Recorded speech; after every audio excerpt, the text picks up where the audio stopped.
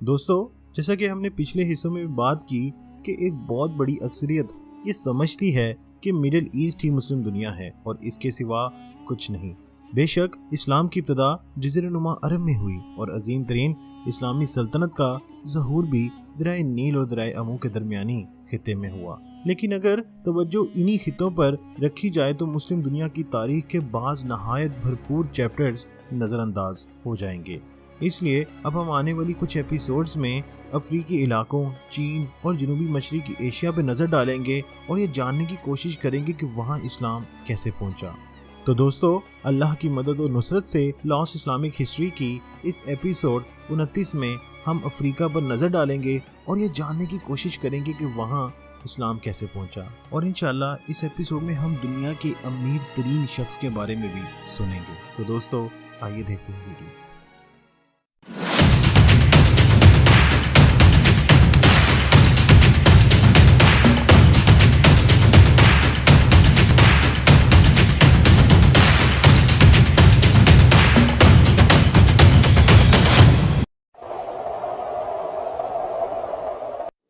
دوستو، جناب رسول صلی اللہ علیہ وآلہ وسلم کی وفات کے چند اشروں کے بعد جب اسلام شمالی افریقہ میں آیا تو زیادہ تر اس کے ساحلی علاقوں تک محدود رہا۔ اپنے سے قبل کے رومیوں اور بازنطینیوں کی طرح مسلمانوں نے بھی بحر روم کے ساتھ ساتھ لگتے شہروں میں آباد ہونے کو ترجیح دی۔ ان کے اس رجحان کی کچھ عملی وجوہات تھیں۔ ایک تو انہیں بحر روم میں ہونے والی شپنگ کے ساتھ رابطے میں رہنا تھا، اور دوسرا یہ کہ صحرا یعنی ڈیزرٹ میں زیادہ اندر جانے سے کسی بھی سویلائزیشن کے پلنے اور بھولنے کے امکانات کافی کم ہو جاتے ہیں۔ نارتھ افریقہ کے کیروان، ٹریپولی اور تخبہ جیسے شہروں میں سویلائزیشن پھولی پھلی وہ بربر اور عرب اثرات کی وجہ سے تھی۔ یہ اثرات اسلام کے جھنڈے تلے ایک جگہ جمع ہوئے تھے۔ اس تہذیب کا مشرق وسطیٰ اور اندلس کی تہذیبوں سے قریبی تعلق تھا۔ دوستو، بحر روم کے ساحلوں پر واقع اپنے شہری مراکز سے اسلام ڈیزرٹ کے اندر جنوبی رخ پھیلنے لگا۔ مغربی افریقہ میں پورے ماحول پر جھاڑی دار علاقے اور دریائے نائجر چھایا نظر آتا ہے۔ دریا کے شمال کا صحرائی علاقہ سوائے گھاس کے کچھ پیدا نہیں کرتا اور اسی لیے قائم رہنے کے قابل آبادیاں بسانے کے لیے موزوں نہیں ہے۔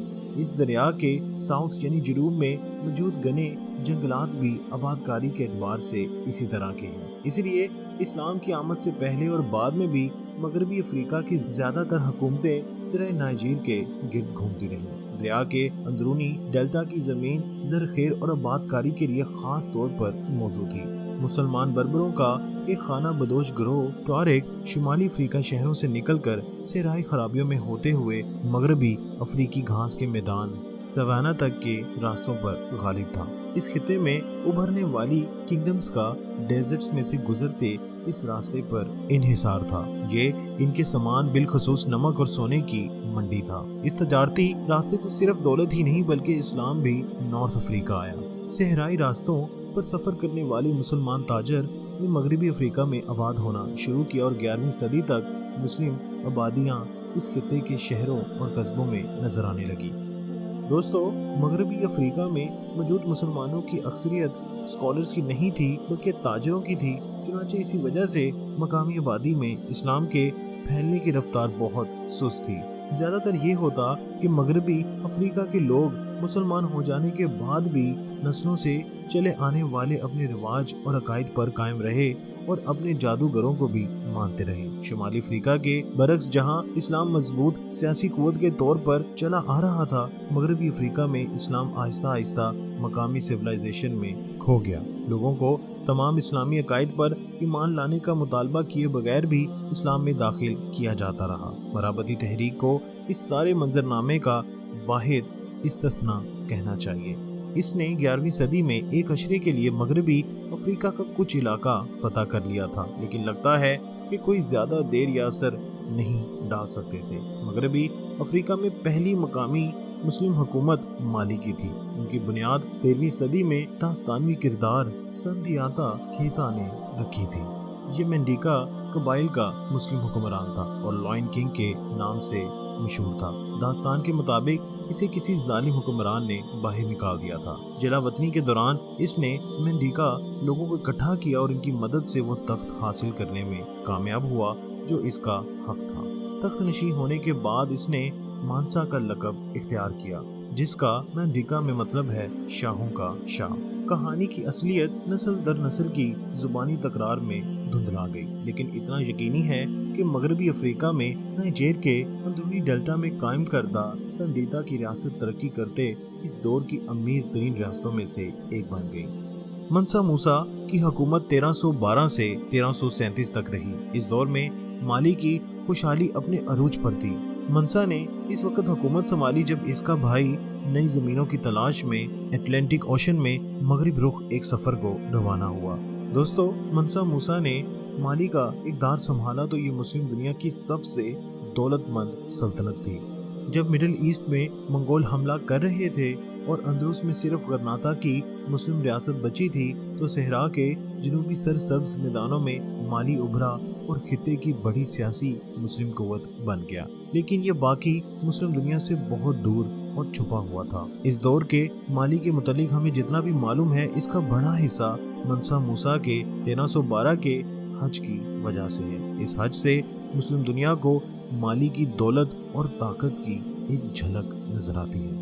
دوستو، منسا موسیٰ مغربی افریقہ کے میدان سے نکلا تو اس کے حج کاروان میں 60,000 لوگ تھے۔ خود بادشاہ کے غلاموں کی تعداد 12,000 تھی۔ انہوں نے قیمتی ریشمی عبائے پہن رکھے تھے اور ہر ایک کے پاس مالی کی کانوں سے نکلنے والے 2 کلو گرام سونا تھا۔ اونٹوں پر بھی سونے کے بورے لادے ہوئے تھے جو راستے میں تقسیم کیے جاتے۔ راہ کے بے شمار قصبوں اور شہروں کے لوگ نامعلوم مغربی افریقی ملک سے آنے والوں کی شان و شوکت دیکھ کر حیران رہ گئے۔ منسا موسیٰ مصر پہنچا تو وہاں کی مملوک شاہی کے اہلکار بھی ان سے بے پناہ متاثر ہوئے۔ انہوں نے اپنے تاثرات لکھے کہ اہل قافلہ بڑے دیانتدار تھے، نماز قضا نہیں کرتے تھے اور انہیں قرآن پر عبور تھا۔ کہا جاتا ہے کہ موسیٰ نے مصر میں لوگوں کو سونا ایسی بھاری مقدار میں بانٹا کہ وہاں کوئی مانگنے والا باقی نہیں رہا۔ دوستو، حج کے سفر سے بھی زیادہ قابل ذکر موسیٰ کے حج سے واپسی کے واقعات ہیں۔ مالی تب تک بھی اسلامی تمدن کے لمبے سفر میں کئی درمیان میں تھا اور اصل اسلامی عقائد کے ساتھ ساتھ مقامی عقائد بھی لوگوں میں موجود تھے۔ موسیٰ نے محسوس کیا کہ اس کے ہاں زیادہ تعلیم یافتہ اسکالرز کی ضرورت ہے۔ وہ مالی کی ترقی کے لیے بہترین عالم، استاد اور فنکار واپس جاتے ہوئے اپنے ساتھ لے گیا۔ موسیٰ نے انہیں مائل کرنے کے لیے اپنے مالی وسائل استعمال کیے۔ ان کے ہمراہ جانے والوں میں عرب، ایرانی اور اندلسی سب شامل تھے۔ 14ویں صدی کی تیسری دہائی کے اس واقعے کا نتیجہ یہ ہوا کہ مغربی افریقہ میں باقی مسلم دنیا کے اثرات صاف دیکھنے کو ملتے ہیں۔ منگول جلگار کے ہاتھوں بغداد میں بیت الحکمت کی بربادی کے 50 سال کے بعد اسلامی علم کا ایک نیا مرکز مغربی افریقہ کے میدانوں میں ابھرا۔ مالی کا علمی مرکز ٹمبکٹو تھا۔ دریائے نائجیر سے 20 کلومیٹر شمال میں ٹمبکٹو صحرا کے کنارے واقع تھا۔ تب یہ صحرا کے آر پار کے تجارتی قافلوں کے لیے ایک بڑا پڑاؤ تھا۔ یہ مالی کے زیر اختیار منسا موسیٰ کے دور حکومت میں آیا۔ یہاں فوراً ہی لائبریریز، مسجدوں اور یونیورسٹیز کا ایک سلسلہ وجود میں آ گیا۔ یوں شہر کو منفرد اسلامی رنگ ملا۔ موسیٰ کے ساتھ آنے والوں میں سے ایک بڑا نام ابو اسحاق تھا۔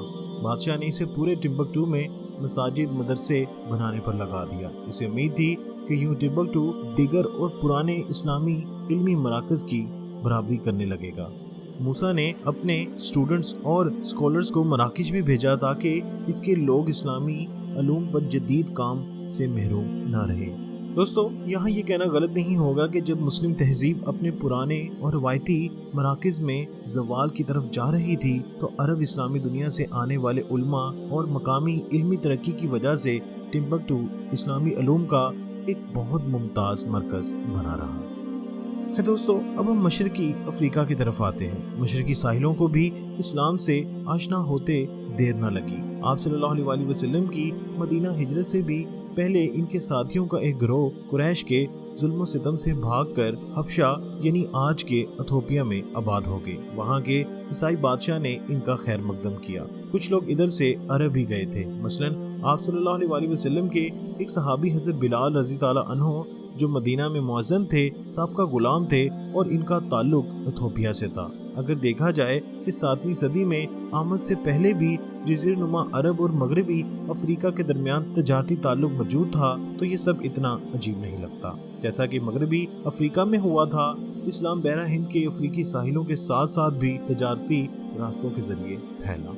यमन में कबूल इस्लाम के बाद की सदियों में जज़ीरा नुमा अरब और खसूसन इसके इलाके खिज़र मौत से लोग निकलकर मशरकी अफ्रीका के साहिलों के साथ साथ आबाद होने लगे। मशरकी अफ्रीका में इस्लाम की मौजूदगी साबित करने वाली 8वीं सदी के आखिर से 9वीं सदी के शुरू तक की है। शवाहिद से पता चलता है सबसे पहले साहिल के शुमाली तरीन कोने में आबाद अफ्रीकियों ने इस्लाम कबूल किया। यही लोग अरब से करीब तरीन थे। कीनिया में 10वीं सदी की मसाजिद भी खुदाई में बरामद हुई है। ये जगह इस्लाम की जाए पैदाइश से 2500 किलोमीटर जनूब में है। 13वीं सदी के आते आते इस्लाम की जड़ें साहिल के साथ साथ आगे और आज के तंजानिया तक पहुंच चुकी थी। खित्ते में इस्लाम की तरक्की का बड़ा जरिया तजारत थी। दोस्तों, बहरा हिंद की तजारत बढ़ी तो मशरकी अफ्रीका की शहरी रियासत ने मुस्लिम ताजरों को खुशामदीद कहा। इन इलाकों से इस्लाम फैलता हुआ साहिली खित्तों तक चला गया। साहिल पर कबूल इस्लाम का मजहर इस्लामी दुनिया में मुनफरिद रहा है। मशरकी अफ्रीका इतनी दूर था कि बड़े पैमाने पर आबादी की नकलो हमल मुमकिन न थी, लेकिन ये इलाके इतने काबिल रिसाई जरूर थे कि ताजरों की एक काबिल जिक्र तादाद यहाँ बाकायदगी से आती जाती थी और कुछ ने यहाँ पर रिहाइश भी कायम कर ली। साहिल के साथ साथ आबाद होने वाले दौलतमंद ताजरों ने अफ्रीकी औरतों के साथ शादी ब्याह किए और मकामी सकाफत पर असरात डाले। इस्लाम भी इन असरात में से एक था।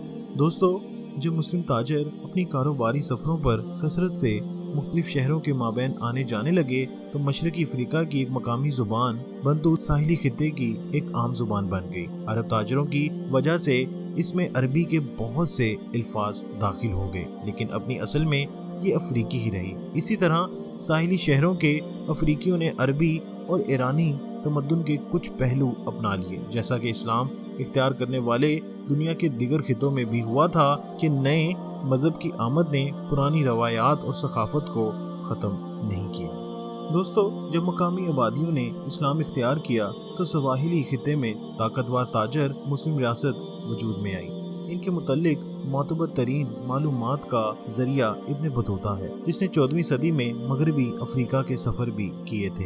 इनका कहना है कि साहिल के साथ साथ वाकई ये शहरी रियासतें फ़कत कारोबारी नहीं बल्कि मजहबी भी थी। इब्न बतूता ने लिखा है कि मोगेडिशु यानी आज के सोमालिया का सुल्तान रियासत के रोजमर्रा मामलात में अपने मजहबी उलमा से मुशावरत करता था, जिनका सरबराह मिस्र से लाया गया एक आलिम था। वो इर्द गिर्द के इलाकों की मस्जिद के बारे में भी लिखता है कि जिनकी बड़ी अच्छी तरह देखभाल की जाती थी।